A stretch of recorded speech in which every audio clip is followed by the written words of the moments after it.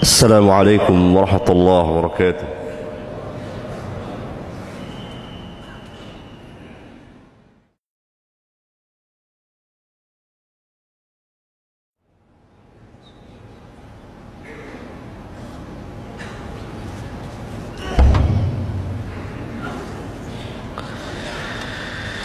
إن الحمد لله نحمده ونستعينه ونستغفره ونعوذ بالله من شرور أنفسنا ومن سيئات أعمالنا. من يهده الله فلا مضل له ومن يضلل فلا هادي له. وأشهد أن لا إله إلا الله وحده لا شريك له وأشهد أن محمدا عبده ورسوله. أما بعد، أيها الإخوة, sidang Jumat yang saya cintai,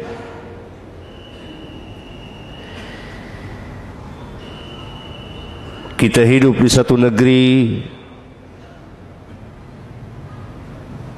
yang kehidupan keagamaannya, yang saya maksudkan kehidupan keagamaan al-Islam, beragam.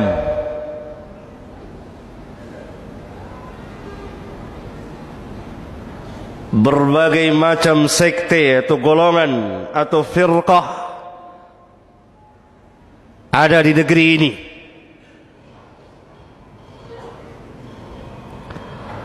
Mau cari yang mengingkari hadis atau sunnah, ada.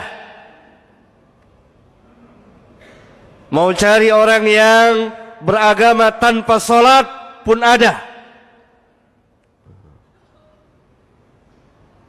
Dan seterusnya.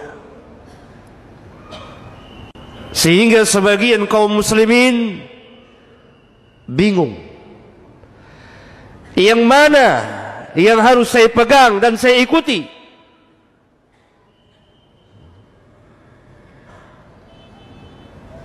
Yang pada hakikatnya, kalau kita kembali kepada Al-Quran dan Sunnah, kita akan dapati jawabannya.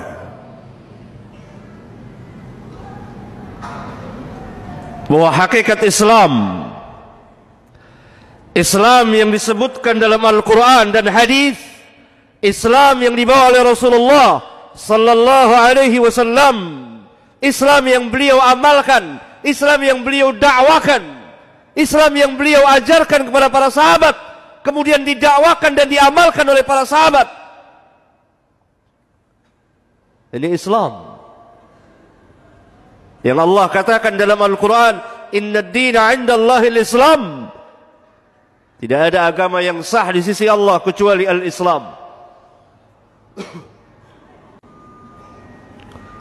Maka apabila kita ingin beragama Islam dengan benar, sesuai dengan syariat Rabbul Alamin, Islam yang dibawa oleh para nabi dan rasul, yang diakhiri dengan kenabian Muhammad, kenabian dan kerasulan Muhammad alaihi wassalatu wassalam, maka kita harus berpegang dengan Alkitab, Al-Quran, dan perjalanan kehidupan beliau di dalam mengamalkan dan mendakwakan Islam, atau yang kita kenal dengan nama As-Sunnah.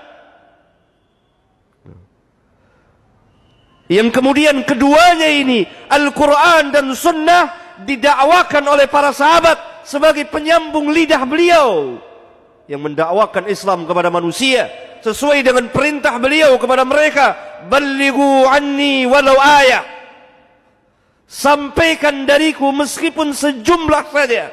Dalam sebuah hadis sahih riwayat Bukhari, perintah ini pertama kali Nabi tujukan kepada para sahabat. Maka para sahabatlah orang pertama, mereka yang pertama berdakwah tentang Islam, mereka orang-orang yang pertama mengamalkan Islam, mendakwakan Islam kepada manusia. Dalam hadis yang lain yang dikeluarkan oleh Bukhari dan Muslim, pada haji perpisahan yang kita kenal dengan nama Hajjatul Wada', beliau memerintahkan kepada para sahabat liyuballighi syahidu minkumul ghaib. Hendaklah orang yang hadir di antara kamu menyampaikan kepada yang tidak hadir. Ini yang kita katakan dengan nama ad-da'wah. Ad-da'wah, mengajak dan menyuruh manusia ke jalan Allah tabaraka wa ta'ala, sebagaimana Allah subhanahu wa ta'ala perintahkan nabinya dan rasulnya yang mulia sallallahu alaihi wasallam, qul hadhihi sabili ad'u ila Allah ala basiratin ana wa man ittaba'ani.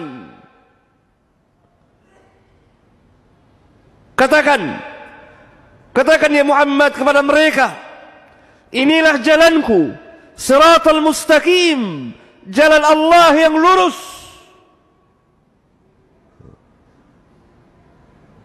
Aku ajak manusia ke jalan Allah ala basiratin, atas dasar basirah. Basirah adalah burhanun syar'iyyun wa aqliyun, dalil atau hujjah, keterangan baik secara syar'i maupun secara akliyah. Aku bersama dengan orang-orang yang mengikutiku. Berarti kalau kita sebagai pengikut Nabi yang mulia sallallahu alaihi wasallam, kita telah beriman kepada beliau, kita mencintai beliau, kita mengikuti beliau, maka pengamalan dan dakwah kita harus sesuai dengan pengamalan dan dakwah beliau. Karena Allah katakan, "Qul hadhihi sabili ad'u ila Allah ala basiratin ana wa man ittaba'ani." Katakan, inilah jalanku, jalanku yang lurus. Aku ajak manusia ke jalan Allah atas dasar ilmu. Aku bersama dengan orang-orang yang mengikutiku mengajak manusia ke jalan Allah atas dasar ilmu. Maka Islam mendasari segala sesuatu dengan ilmu. Ilmu yang dimaksud, qala Allah, qala Rasul, wa qala sahabah. Ilmu yang dimaksud apa yang Allah katakan, apa yang Rasul katakan, kemudian dijelaskan oleh para sahabat. Ini yang kita kenal dengan al-manhaj, cara atau sikap beragama yang benar, yang kita ambil dari orang-orang yang terdahulu, generasi terbaik dari umat ini, yang masuk dalam firman Allah. Bahkan kepada mereka pertama kali Allah berfirman, kuntum khaira ummatin ukhrijat linnas. Kamulah sebaik-baik manusia yang Allah bangkitkan, sebaik-baik umat yang Allah bangkitkan, keluarkan untuk manusia.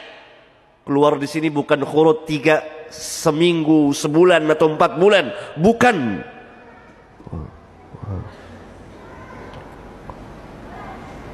Para sahabat ridwanullah alaihim jami'an, generasi terbaik dari umat ini, di mana Rasulullah sallallahu alaihi wasallam pernah bersabda dalam sebuah hadis mutawatir dikeluarkan oleh Bukhari, Muslim, Ahmad dan lain-lain, khairun nas qarni thumma alladhina yalunahum thumma alladhina yalunahum. Sebaik-baik manusia, dalam riwayat yang lain dikatakan khairukum, sebaik-baik kamu. Dalam riwayat yang lain dikatakan khairu hadhil ummah, sebaik-baik umat ini. Dalam riwayat yang lain dikatakan khairu ummati, sebaik-baik umatku yang hidup pada zamanku, para sahabat. Kemudian yang sesudah mereka tabi'in, kemudian yang sesudah mereka tabi'ut tabi'in. 3 generasi terbaik dari umat ini. Maka kita mengambil agama dari mereka. Bagaimana cara mereka beragama, bagaimana mereka mengamalkan Islam, bagaimana mereka mendakwakan Islam. Aqulu qawli hadha wa astaghfirullah li wa lakum.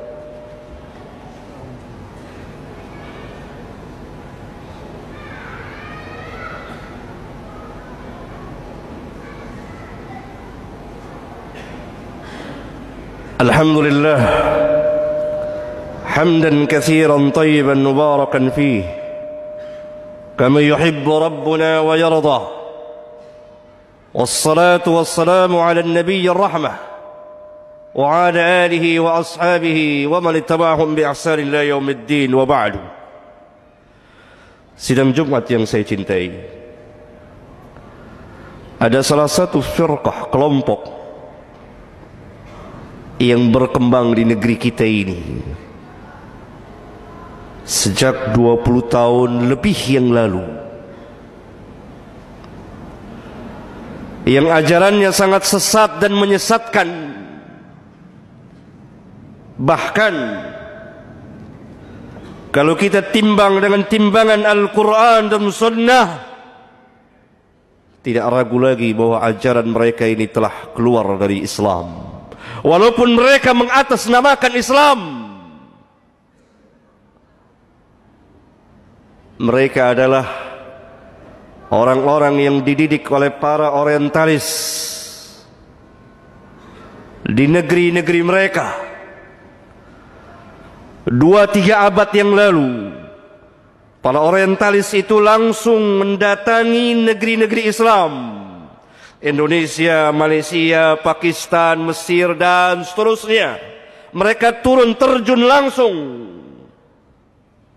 merusak akidah dan amaliyah kaum muslimin. Pada awal abad ke-20, mereka telah mendirikan beberapa madrasah mereka yang tersebar di negeri-negeri mereka.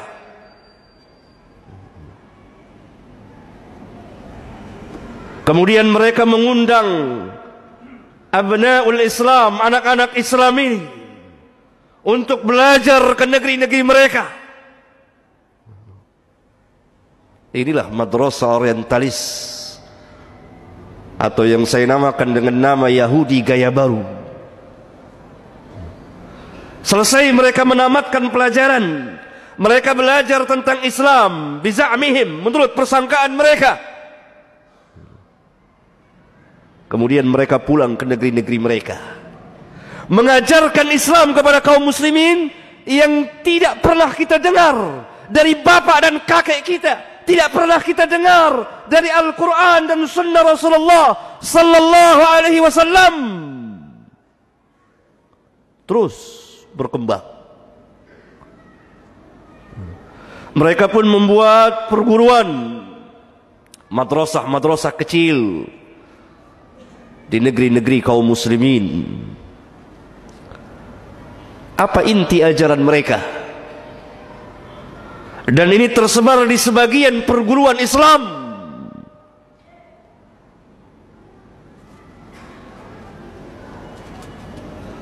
Pertama, mereka mendakwakan kesatuan agama, wahdatul wujud,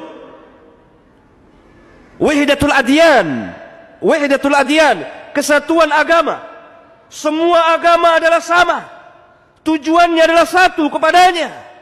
Tidak ada perbedaan antara Islam, Kristen, Yahudi, Konghucu, Buddha, Hindu. Sama semuanya. Semuanya berada dalam kebenaran. Ini ajaran yang sangat berbahaya, merusak dan membatalkan dan menghancurkan akidah seorang muslim, di mana Rabbuna telah tegaskan tadi, inna ad-dina 'inda Allahil Islam. Tidak ada agama yang sah di sisi Allah kecuali Islam. Wa raditu lakumul Islam dina, dan aku redha Islam sebagai agama bagimu. Wa may yabtaghi ghairal Islam dinan fala yuqbal minhu wa huwa fil akhirati minal khasirin. Barang siapa yang mencari selain dari Islam, maka tidak akan diterima agamanya dan dia termasuk orang yang rugi nanti di akhirat. Berkembang ajaran ini sejak kurang lebih 20 tahun yang lalu di negeri ini, dengan sejumlah tokoh-tokohnya. Kemudian sekarang mereka telah mempunyai anak cucu dan mengembangkan lagi ajarannya, wahdatul adyan, kesatuan keagamaan ini. Yang kedua, dari inti ajaran mereka, memasukkan keraguan ke hati kaum muslimin untuk meragukan kebenaran Islam, meragukan kebenaran Al-Quran, meragukan kebenaran Sunnah, meragukan kebenaran dakwah para sahabat ridwanullah alaihim jami'an, mencaci maki para ulama kita dari generasi ke generasi, sampai Al-Imam Asy-Syafi'i pun tidak luput dari caci maki mereka. Padahal Rabbuna telah menegaskan kepada kita, al-haqqu min rabbika fala takunanna minal mumtarin. Yang hak itu dari Rabbmu, maka jangan sekali-kali engkau menjadi orang yang ragu. Kita yakin akan kebenaran Islam, kita yakin akan kebenaran Nabi yang mulia sallallahu alaihi wasallam, kita yakin akan kebenaran Al-Quran dari awal sampai akhir, meskipun kita belum paham sebagiannya atau secara keseluruhannya. Qul sadaqallah, katakan benarlah Allah. Sebagaimana Nabi yang mulia pernah bersabda, ma kharaja minni illa haqqun, tidak keluar dariku melainkan kebenaran, yang adalah kebenaran di atas kebenaran. Mereka memasukkan sedikit demi sedikit keraguan demi keraguan di dalam hati, tashkik di dalam hati seorang mukmin. Padahal kalau kita membaca Al-Quran, di awal-awal Quran, di awal surat Al-Baqarah, Allah berfirman, Alif Lam Mim, dzalikal kitabu la raiba fihi hudan lil muttaqin. Alif Lam Mim, kitab ini la raiba fihi, tidak ada satupun keraguan, tidak dimasuki satupun tuduhan, tidak ada keraguan akan kebenarannya, tidak ada keraguan bahwa Al-Quran adalah kalamullah, tidak ada keraguan bahwa Muhammad sallallahu alaihi wasallam adalah utusan Allah tabaraka wa taala. Yang ketiga, inti dari ajaran mereka mencampur adukan antara yang hak dan yang batil. Ini adalah asas daripada ajaran Yahudi. Karena itu Allah menegur di kitabnya beberapa kali, ya ahlal kitab, lima talbisul haqqa bil batili wa taktumul haqqa wa antum ta'lamun. Wahai ahlul kitab, kenapa kamu mencampurkan yang hak dengan yang batil dan kamu sembunyikan kebenaran padahal kamu tahu? Mereka memasukkan ajaran-ajaran dari luar Islam ke dalam Islam. Salah satunya lah yang berkembang pesat di negeri kita adalah Natalan bersama, ikut perayaan hari-hari keagamaan dari agama-agama yang lain dan lain-lain. Mereka memasukkan dalam peribadat, dalam keyakinan, dalam peribadatan, dalam akhlak, dalam muamalah. Lihat cara bermuamalah kita, penuh dengan yang haram. Lihat bank-bank konvensional yang ada ini. Ini adalah bank-bank ribawiyah. Orang pertama yang membuat bank konvensional adalah al-Yahud, orang-orang Yahudi. Yang keempat, inti dari ajaran mereka adalah meninggalkan ketaatan kepada Allah sedikit demi sedikit untuk menuju kepada kemutlakan. Tidak ada taat kepada Allah dan Rasulnya. Oleh karena itu kita lihat seorang mahasiswa di perguruan muslim, dia tarkus salat, meninggalkan salat bukan karena malas, tapi karena keyakinan memang salat tidak wajib. Fa inna lillahi wa inna ilaihi raji'un.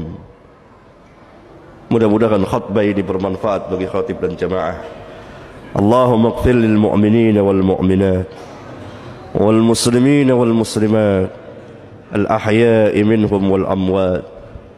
Rabbana atina fid dunya hasanah وفي الآخرة حسنة وقنا عذاب النار والحمد لله رب العالمين.